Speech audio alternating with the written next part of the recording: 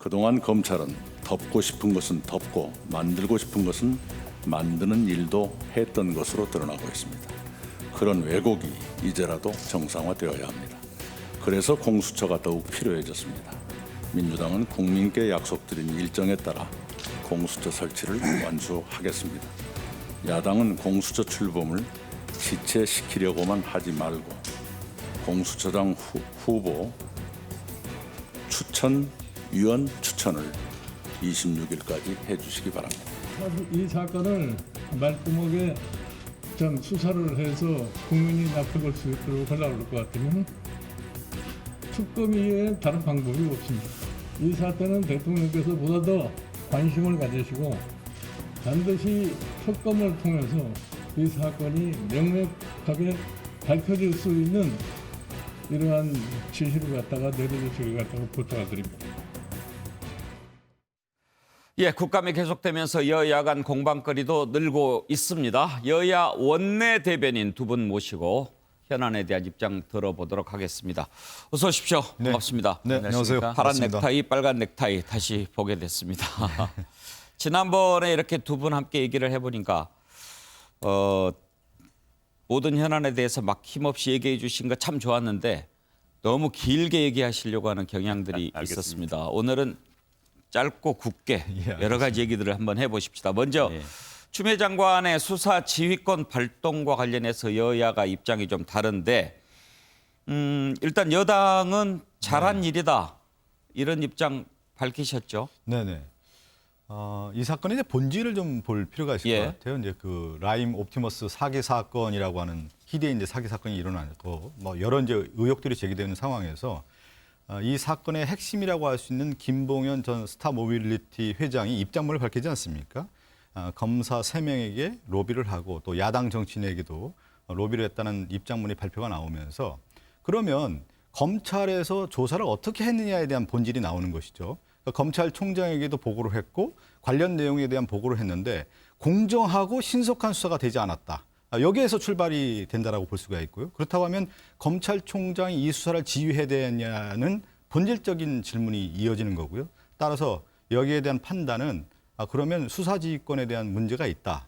따라서 법무부 장관 추미애 장관이 수사지휘권을 통해서 공정하고 신속하게 수사할 필요가 있다라는 데에서 발동했다. 이렇게 좀 의미를 부여할 수 있을 것 같습니다. 예, 의미도 부여하고 또 할 만한 일이었다. 그렇죠. 이렇게 보시는 거고요. 예. 야당은 어떻습니까? 한마디로 이거는 뭐 몸통을 감추고 격가지를 가지고 이 사건 전체 본말을 전도시키려는 이런 사안입니다. 지금 법치 파괴고 우리는 지금 지난 1월에 추미애 장관이 취임한 뒤로 지난 1년 사이에 지금 법치 파괴, 법무부가 무부로 전락해가는 과정을 보고 있습니다.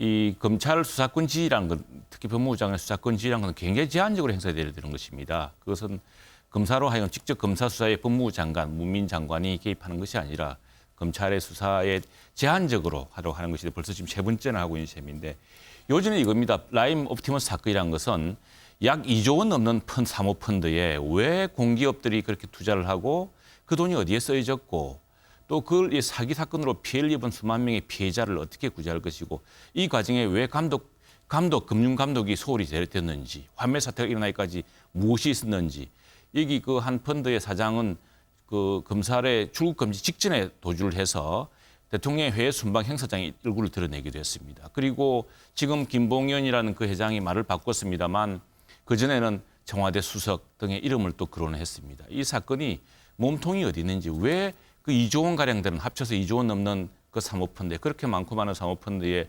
수많은 공기업들이 투자를 했겠습니까? 그리고 왜 여기에 청와대 행정관의 이름이 등장하고 왜 금융감독은 그렇게 소홀했으며 왜 수사 전에 이 중요한 피의자가 도망가는 일이 생깁니까? 이런 과정들 그리고 여기에 등장하는 주요 정치인들 이런 인물들이 이 사건이 예사롭지 않은 사건임을 의미합니다. 그리고 수사지휘권을 발동했는데 지금 검찰총장의 경우는 사실 지난 1일부터 팔다리가 다 잘린 사람입니다. 그리고 수사 상황도 제대로 보고받을 수 없는 처지고 사실은 검찰은 추미애 장관의 라인 그리고 친정부 라인으로 다 장악되어 있습니다. 그런데 지금 난데없이 이 모든 책임을 총장에게 물어서 총장을 제책한다. 이건 다 국민들이 웃을 일입니다. 자, 두 분의 기본 입장을 들어봤는데요. 자, 먼저 이번에 그러면 최영도 대변인께 먼저 한번 물어보죠. 야당은 지금도 라임 옵티머스 사태가 권력형 비리 맞습니다. 거다 이렇게 봅니까? 그렇습니다. 이게 근거가 뭡니까? 자, 하나는 5천억짜리 1조 몇천억짜리 합치면 2주가량 됩니다. 그 사모펀드에 근데 우리 앵커님은 누구 공기업에 몇백억씩 막 투자를 합니까? 근데 여기에 보시면요. 여러 공기업들이 투자를 합니다. 여러 공기업들이. 그리고 이 펀드가 설립되고 펀드에 대한 심사 이런 과정에서 보면 또 청와대 행정관이 등장을 합니다. 그리고 이 중요한 사건이 이 사건의 당사자 회장 사장이 이 수사가 진행되는 시기에 직전에 출국을 합니다. 출국하는데 그 사람이 대통령 순방 행사에 딱 나타납니다. 그리고 그 사람은 더불어민주당의 중요한 당 옛날에 선출직에 출마했던 사람이고 또 청와대와 여권의 실력자와 친분을 과시했던 사람입니다. 자, 이 사모펀드가 어떻게 형성되고 이 사모펀드가 돈을 갖다가 근데 공기업이 투자했다고 하면은 굉장히 신뢰가 높아집니다. 이 펀드에 대해서. 그러면 또 모르는 사람 투자를 하겠죠. 그 피해를 누가 보고 있습니까? 일반 국민이 보고 있는 겁니다. 자, 그러면 박성중 대변인 네. 충분히 들으셨죠? 네네. 예. 이 권력형 비리가 되기 위해서는요. 우리가 생각할 때 뭐 대통령 주변의 최측근이라든가 아니면 뭐 여권의 주요 인사들이 개입을 해서 이 사익을 취하는 게이트가 돼야만 되는 거죠. 지금 여권의 어떤 정부 여당의 어떤 관계자들이 드러나는 경우는 저는 하나도 없다고 좀 생각이 들고 또 권력형 게이트가 되기 위해서는 자금의 흐름이 명확히 나와야 되는 겁니다. 그런데 지금 나오는 것은 약간 어떻게 보면 상상에 의해서 문제 제기되는 그런 경향이 크기 때문에 권력형 비리라는 말씀을 드릴 수가 없는 거고요. 지금 뭐 최영두 대변인이 얘기한 내용 중에 보면은 뭐런 이제 자금에 대한 얘기들이 나오고 공기업이 이제 투자에 대한 얘기를 나오는데 이번에 박범계 의원이 법사위 국정감사에서 전파진흥원 얘기를 하지 않습니까? 예. 전파진흥원의 과학기술부에서 감사를 했더니 전파진흥원이 옵티머스의 투자에 대한 문제를 제기를 했고 그러다 보니까 수사라든가 고소까지 한 내용이었는데 당시 조사했던 중앙지검장이 윤석열 중앙지검장이었습니다. 예. 그런데 무혐의 처분을 하면서 무혐의 처분을 하니까 그 이후에 공기업들이 투자가 이어진 겁니다. 그 당시 제대로 된 투자에 대한 조사만 했다라고 하면은 이 문제가 이렇게 불거지지 않았을 것이다. 예. 그러니까 사실은 2018년 저 10월에 자본시장 위반으로 고발을 해서 김재현 대표였죠. 옵티머스 대표를 고발을 했는데 19년 5월에 윤석열 중앙지검이 무혐의 처분을 하는 바람에 예. 그 이후에 이제 공기업 투자가 1조 5천억까지 민간 자본의 민간의 어떤 투자까지 이어지는 계기가 된 거기 때문에 예. 지금 그걸 다시 한번 얘기하면 검찰의 수사가 상당히 미진했고 조사가 제대로 되지 않았다라는 부분 그렇기 때문에 이 시점에서 제대로 된 공정한 수사, 엄정한 수사를 하기 위해서는 법무부 장관의 수사권, 지휘권이 발동될 수밖에 없었다 이렇게 예. 설명드릴 수 있습니다. 자, 그러면 이제 권력형 비리다 아니다. 뭐 두 분의 예. 시각이 그렇게 이제 다른데 지금 라임 사태와 관련해서는 윤석열 총장은 수사 지휘하지 마라, 손 떼라 이렇게 해서 지금 수사를 하게 되거든요. 이 수사 결과가 나온다면 국민들이 믿을지 안 믿을지 그 부분도 이제 가장 중요한 척도가 되겠지만 야당은 아예 그런 식으로 된 수사 믿을 수 있다고 얘기할까요? 자, 이 보십시오. 지금 제가 다시 박범계 의원이 얼마나 거짓말을 했는지를 제가 지금 말하겠습니다. 내일 이 사안은 윤석열 검찰총장이 대검찰청 국정감사에서 나옵니다. 예. 자, 이 사건 원래 모든 비리는요. 그 꼬리가 어디서 잡히는 내부에서 잡힙니다. 옵티머스 내부에 경영권 분쟁이 있었습니다. 경영권 분쟁이 있어가지고 이혁진, 김재현 두 사람 간의 분쟁이 있었는데 이혁진이 김재현을 사람 고발을 합니다. 그런데 이혁진이 이제 수원지검에서 수사가 시작되니까 그전에 도망을 가요. 도주를 합니다. 그런 과정에서 이 내부에서 스스로가 그 고소장을 취하합니다. 그래가지고 서울지검에서 취하한 게 아니고요. 경찰에서 각하를 합니다. 왜냐하면 고소인 조사를 할 수가 없었습니다. 그리고 당사자인 이혁진은 도망을 가버립니다. 그런데 그 이혁진이 누구냐 하면은 2010 총선의 민주통합당 후보였고요. 대선 당시에 문재인 후보의 금융정책 특보였습니다. 이 사람이 도망가서 이 사건 수사가 이제 고소인은 취하를 하고 서로 경영권을 싸우다가 그때는 뭔가 검증과학이 있었겠죠. 싸우다가 아차 이게 싸울 게 아니다 싶으니까 지금 그런 거 아닙니까? 모든 것이 권력 내부의 싸움이라든가 어떤 분쟁에서 시작되어서 사실은 외부인들은 잘 모릅니다. 이런 사건이 시작된 것이고요.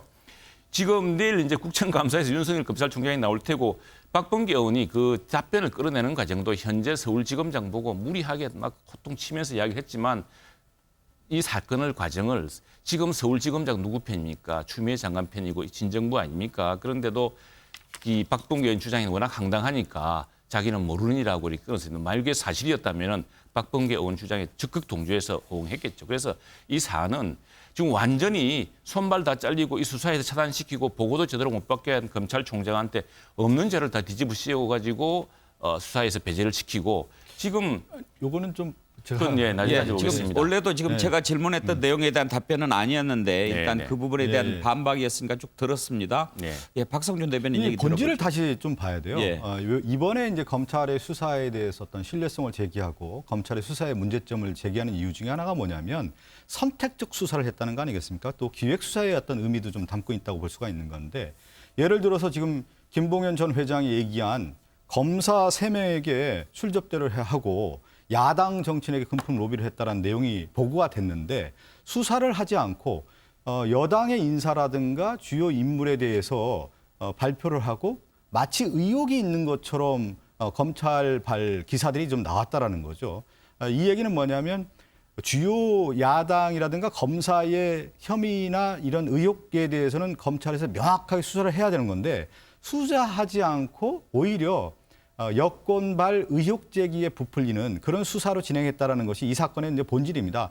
왜 검찰에서 수사가 제대로 안 됐는지를 자성해야 될 것 같고요. 또 하나는 이번에 수사권 지휘를 통해서 명확하게 밝혀진다고 하면 국민도 충분히 저는 납득할 수 있다 이렇게 생각됩니다. 예, 자 이야기가 세부적으로 들어가면서 다시 좀 처음으로 네, 네. 돌아간 느낌이 없지 않습니다. 제가 아까 그 질문을 드렸던 것은 지금 윤석열 총장을 수사 지휘에서 배제하고 네. 수사를 했을 때 과연 국민들이 믿겠느냐? 그렇습니다. 그러면 야당이 받아들이겠느냐라는 네, 네. 질문을 던진 이유는 맞습니다. 네. 지금 야당이 그러면 깔끔하게 특검으로 하자. 그렇습니다. 이렇게 주장을 했기 때문이죠. 그렇습니다. 특검에 대한 두 분의 생각을 한번 들어볼 텐데 네. 특검과 관련된 여야 입장을 한번 녹취로 들어보죠.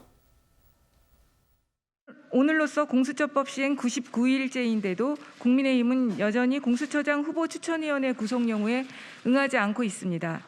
공수처 출범을 외치는 국민의 목소리는 공허한 메아리로 되돌아올 뿐입니다. 국민의힘 당의 국민 무시 행태를 더 이상 두고 볼 수 없다는 결론에 이르렀으며 더불어민주당이 제시한 후보 추천 시한인 26일까지도 국힘당이 추천위원회 구성을 거부할 경우 곧바로 국회법에 따라 법안 소위를 개최하여 공수처법 개정안 심사 및 의결 절차에 들어갈 것을 선언하는 바입니다. 특별감찰관 먼저 해라. 그러면 추천하겠다. 우리가 그런 입장이었거든. 그러나 그것은 뭐 동시 진행해서 결론을 동시에 내는 것까지도 저희들은 양해를 할 수가 있는데 특검 수용하면 같이 하겠다는. 그리고 민주당 측에서도 제안이 있었잖아. 특검하고 같이 하자고. 그러니까 특검, 그다음에 공수처, 그다음에 특별감찰관, 북한인권재단 이사, 북한인권특별대사 같이 다 법상 임명하도록 돼 있는 비어 있는 자리들을 동시에 다 하자는 거지. 하고 그게 특검까지 하자는 거지. 예, 자 특검에 대한 얘기를 먼저 해보죠. 최영두 대변인 왜 특검해야 됩니까? 자, 지금 이제 김봉희라는 옥중에 있는 사기 사건의 피의자입니다. 이 사건이 이제 이야기를 하는데 지금 그 원래 강기정 수석이나 이런 이름이 나온 것은 이 사람이 법정에서 진술을 했어요. 법정에서.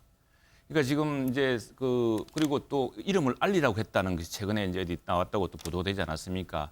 이 사람은 자기 사기 사건 주요 피의자이면서 책임자이면서 이걸 모면하기 위해서 또 이걸 막기 위해서 지금 한 번은 여권을 동원하고 한 번은 여권을 위협하고 또 어떤 정치적 계산에 의해서 또 야권을 이제 위협하는데 그래서 다 해보자는 겁니다. 다 해보자는 것이고 지금 왜냐하면 지금 이래 가지고는 어느 편 가리게 되고 또 윤석열 총장만 하더라도 윤석열 총장을 특별히 제가 비호할 필요도 없습니다만 이 사건은 과정 자체를 지금 보고를 못 받았다는 거 아닙니까? 그리고 윤석열 총장을 제책한 이유가 이 라임 사건뿐만이 아니고 그리고 검사 접대 이거 보고도 못 받았다는 것이고 이것 때문이 아니라 지금 이미 지난 청문회 윤석열 총장 청문회 과정에서 지금 민주당 의원들이 전부 아무 혐의가 없고 정말 이렇게 깨끗할 리가 있느냐고 해서 전부 부인하고 다 덮어주고 칭찬했던 그 대목을 다시 뒤집어 놔가지고 판결에서 아무런 무혐의 나고 무죄 나고 한 사안을 뒤집어 세워서 마치 그 검찰 윤석열 총장의 가족이 엄청난 비리가 있는데 그 수사를 떼라 그러고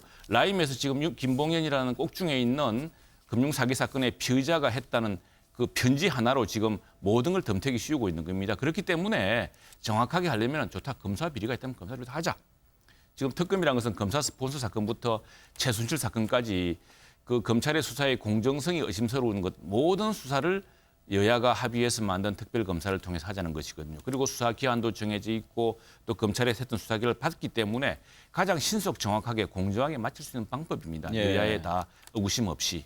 네. 특검에 대한 여당 입장이요. 특검 얘기하기 전에 그 윤석열 총장 가족과 이제 측근이 사실은 연루된 사건들, 의혹 제기된 사건들이 한 4건 정도 됩니다. 네. 그렇기 때문에 검사 윤리 강령에 보면은 검사는 본인과 또 가족, 측근이 연루된 사건에 대해서는 회피할 수 있다 이렇게 돼 있기 때문에 이번 사건에서 수사지휘권에서 이제 배제가 됐다 이렇게 좀 말씀드리겠고요. 특검에 대한 얘기는 이렇게 되겠습니다. 이번에 고위공직자 수사처가 만들어져서 지금 활동했다고 하면 이 문제는 바로 신속하게 수사될 사항입니다. 왜 그러냐면 검사 또 야당 정치인 특히 부정부패와 관련된 사건을 공수처가 하는 거기 때문에 공수처가 이미 출범이 됐다고 하면 무슨 문제가 있겠습니까? 그리고 당연히 이번 사건을 계기로 공수처 출범이 정당성이 또다시 부여됐다 이렇게 말씀드리겠고요. 특검이라는 것은 과거 사례를 볼 때도 특검을 임명하는 절차부터 해서 논란이 되고 정쟁이 많이 됐던 사안들이 많았습니다. 그렇기 때문에 한 3, 4개월 정도 이렇게 소요되는 것들을 좀 볼 수가 있는데 이번 사건은 앞서 얘기한 것처럼 신속하게 수사가 진행이 돼야 되는 건데 특검 자체가 됐을 경우에는 이제 정쟁이 되는 거고 야당의 주장은 뭐 저희가 이제 받아볼 때 항상 전제 조건을 달거든요. 이것이 됐을 경우 이렇게 하겠다. 특검이 됐을 경우에 공수처를 받아들였다. 그것이 아니라 공수처와 특검 자체는 별개 사안이죠. 공수처는 공수처대로 가는 예. 문제고 수사는 또 수사대로 진행되는 문제이기 때문에 오히려 특검을 제기를 하면서 공수처를 지연하는 전략으로 저희는 바라보고 있다 이렇게 말씀드리겠습니다. 자, 그렇게 신속한 수사를 주장하면서 2018년에 도망간 이혁진에 대해서는 소환 노력이라도 해봤습니까? 이 중요한 피의자인데 이 지금 속도도 속도지만요. 방향을 완전히 잘못 잡고 있습니다. 지금 본말을 전도시켜서 자, 이 사건의 본질은 국민 5천 명이 2조 1억에 난 사모펀드에 투자를 해서 피해를 본 사건입니다. 눈물을 흘린 사건입니다. 금융시장을 교란시키고 우리 경제를 교란시킨 사건입니다. 이 배후에 이 펀드에 대한 그 투자 과정, 공기업의 투자 과정, 또 펀드의 비리를 사전 조사할 수 있었는데 이 조사를 금융위가 제대로 하지 못하도록 한 과정, 그리고 여기에 투자한 또 정치인도 있고 이 과정을 다 살펴보자는 것이고요. 그렇다고 한다면은 지금 벌써 수사가 한창 늦어졌습니다. 늦어졌기 때문에 이 수사를 원점에서 확실히 재수사해야 되는 것이고 그 과정에서 어떤 정치적 비리도 없애야 되는 것. 또 하나는 참으로 참 지금 황당한 것이 이거 내일 검찰총장 내일 국정감사 밝혀지겠습니다만 자, 지금 윤석열 총장에게 뒤집어 씌운 가족 비리라는 것이 지난 윤석열 총장 청문회 때요. 지금 여당의 실세 의원들께서 전부 10번을 더 봐도 아무 죄도 아니었다. 그 부분 아까 얘기하신 예, 거니까 그렇습니다. 생략하기로 합시다. 그렇습니다. 그런데 그걸 지금 뒤집어서 한다는 건 너무 정말 국민을 우롱하고 자, 특검 얘기로 다시 좀 제가 하나 더 봅시다. 예. 붙이면 지금 뭐 옵티머스가 됐든 뭐 여러 이제 의혹을 제기하면서 특히 옵티머스 투자 명단을 야당 의원이 발표하지 않았습니까? 근데 그게 동명이인이고 제가 그 국방의 김진표 의원과 같이 활동을 하고 있는데 제 옆자리입니다. 분명히 이제 김진표 의원이 그 옵티머스 투자자 명단이 아니다라고 그 야당 의원에게 유상범 의원에게 전했는데 그 동명이인인 것을 제대로 확인하지도 않은 상태에서 발표를 했다는 거죠. 이런 문제를 볼 때 아니면 말고식이었던 야당의 문제 제기라는 것을 다시 한번 좀 말씀드리고 또 하나 유상범 의원뿐만 아니라 국민의힘이 이 문제에 대해서는 명확한 해명과 사과를 해야 된다. 이렇게 좀 말씀드리고 싶고요. 특검 자체가 지금 말씀드린 것처럼 공수처가 출범이 됐을 경우에는 지난 7월 15일 날 공수처가 출범이 됐다고 하면 이 문제는 문제가 되지 않는 겁니다. 수사가 바로 진행되고 아마 발표 결과가 나왔을 겁니다. 명확하게 해명될 사안이기 때문에 공수처 이 문제를 명확하게 전개하고 싶다고 하면 공수처 추천을 바로 하고 출범시켜야 된다. 라임 옵티머스 사태의 실체적 진실을 밝히는데 공수처가 출범이 됐다면 진작 해결이 됐을 것이다라고 하는 것은 연관성이 좀 떨어져 보이는데요. 지금 야당에서 주장하는 내용은 지금 권력형 비리라는 얘기를 하고 지금 정부 여당의 인사라든가 부정과 관련된 부분을 문제를 제기하고 있지 않습니까? 그 부분도 당연히 해결될 수 있는 문제다. 이렇게 말씀드리겠습니다. 그 부분에 관해서. 그렇죠. 그러면 공수처와 관련해서 지금 공수처는 이미 사무실도 다 마련돼 있죠. 네네. 그런데도 출범을 못하는 것은 야당이 지금 추천을 안 해줘서 그런 것 아닙니까? 그렇죠. 예. 여당이 언제까지 기다릴 겁니까? 지금 시한은 국민의힘에서 이제 10월 26일까지 추천을 하겠다라고 김종인 비대위원장이 약속한 것으로 제가 알고 있습니다. 예. 그렇기 때문에 10월 26일 기간까지 좀 기다리는 거고요. 그 이후에 그렇지 않았을 경우에는 이제 공처에 대해서 예. 민당은 신속하게 추진하겠다. 그리고 기다릴 시간은 없다. 이렇게 말씀드리겠습니다. 지금 야당은 시간 끌게 하는 겁니까? 아닙니다. 이 공수처 자체는 지금 공수처법 자체도 예. 여당이 개정할 만큼 좀 문제점이 있습니다. 근데 그 법 자체로 이 공수처가 근데 공수처가 수사를 했는데 검찰이 기소하지 않으면 재정 신청을 할 수 있다 이렇게 돼 있습니다. 그런데 그건 법 체계상 재정 신청이라는 것은 수사기관이 하는 게 아닙니다. 그건 할 수가 없는 거고 그래서 지난번에 워낙 급하게 공수처법을 만들다 보니까 그 자체의 좀 법안에도 문제도 있고 해서 지금 그렇다면은 야당 입장에서는 그렇게 여당이 공수처에 목을 맨다면은 공수처법에 있는 위험 독소 조항, 이른바 게시타프 조항들은 좀 수정을 하자, 같이 수정을 하자라는 예. 제안을 하면서 자, 법이 있기 때문에 자리를 임명하지 않는 게 문제라고 하신다면은 그렇다면은 법이 벌써 있고 야당이 주장해서 당시 민주당이 주장해서 만든 자리에 근데 특별감찰관이라는 게 있습니다. 이게 있었으면 청와대 주변의 행정관이 이런 일에 관여할 수가 없습니다. 진작에. 마찬가지로 이제 이 되풀이되는 이야기인데 이 특검은 이거는 사실은 이 사건을 좀 더 엄정하기 위해서는 오히려 공수처를 발족시켜서 하기에는 너무 늦습니다. 특검대로 하고 공수처 문제는 그 위헌적인 요소들을 다 제거한 뒤에 같이 하자면 공직자 비리를 위해서 여당 같이 해보자. 대변인께서는 공수처가 진작 출범했으면 이런 일이 없었을 거라고 얘기하고 야당 대변인께서는 특별감찰관 진작 만들었으면 또 이런 일 없었을 거라고 특별감찰 자리가 얘기하고 있습니다. 채워놨으면 청와대 행정관이 이런 데 등장하지 않죠. 앵커께서 저 앞서 이 옵티머스 라임과 관련해서 공처와 어떤 상관성에 대한 예. 얘기를 하셨는데 이건 매우 상관성이 높습니다. 어떻게 왜 그러면 상관이 김봉현 전 회장이 얘기한 내용 있죠. 검사 3명에 대한 로비라든가 또 야권 정치인에 대한 로비설이 있기 때문에 당연히 공수처에서 수사를 해야 되는 거고요. 예. 이런 문제가 불거졌을 경우에는 그렇기 때문에 공수처가 만들고 그동안에 이제 검사 수사에 대한 문제 제기들이 많지 않았습니까? 그랬을 경우에 검사에 대한 비리 문제를 누가 지금까지 해왔습니까? 그랬을 경우에는 당연히 지금 공수처 출범했을 경우에는 이 문제도 충분히 수사할 수 있는 것이다 이렇게 말씀드리겠습니다. 예. 검사의 비리는 특검으로도 했으면 특임 검사도 있고 스폰서 검사도 특검으로 했고요. 다 할 수 있습니다. 그동안이 잘 안 됐기 때문에 공수처를 잘 하자는 됐습니다. 얘기. 잘 돼가지고 공수처 최순실 사건으로 대통령 탄핵까지 하지 관련해서는 않았습니까? 이미 법안이 통과돼 있기 때문에 네. 야당에서도 빨리 추천하고 그래서 출범하는 것이 더 맞지 않는가 그런 생각이 듭니다만 일단 뭐 추천하기로 했으니까 근데 26일까지 지금 여당에서 문제를 삼고 있는 예. 독소 조항들은 일부 수정을 해야 됩니다. 그건 네. 굉장히 우리 국민들의 기본권을 제한하고 또 헌법 질서를 파괴할 수가 있습니다. 이미 대법원하고 경찰에서도 우려하고 있습니다. 예. 시간이 얼마 남지 않았는데 오늘 금태섭 의원이 민주당 탈당하지 않았습니까? 그 얘기 좀 해보려고 하는데 1분 정도 남았습니다. 민주당에서 좀 아쉽다 이런 논평 냈죠. 네, 근데 뭐 제가 금태섭 전 의원과는 뭐 잘 모르는 상태에서 어떤 언급을 하는 것은 좀 적절한가 이런 고민도 되는데 저는 이제 정치인이라고 했을 경우에 그동안에 민주당이 몸담았던 분 아니겠습니까? 애정어린 어떤 목소리를 했다라고 좀 받아들이고 그렇지만 좀 아쉬운 점은 떠날 때는 말없이 가는 것이 보통의 인간적 도리라는 생각이 좀 들어서 거기까지 말씀드리겠습니다. 시끄럽게 간 이유가 있겠죠. 뭐 그런 이유가 있고 그랬을 경우에 어떤 정치인이라는 것은 정치적 수사에는 예. 자기의 정치적 진로와도 항상 연관되는 부분이 있기 때문에 거기에 따른 해석이 여러 가지가 나오는 것 같습니다.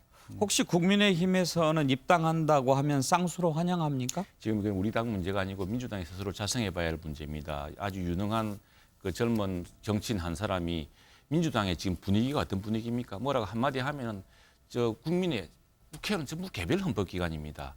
다양한 의견을 반영해야 되는데 이분이 또 문제됐던 것이 사실 공수처법입니다. 네. 예, 이 부분에 대한 이견이 허용되지 않은 정당. 네. 두 그 분하고 정당을 따라가는 얘기하면 겁니다. 항상 시간이 모자랍니다.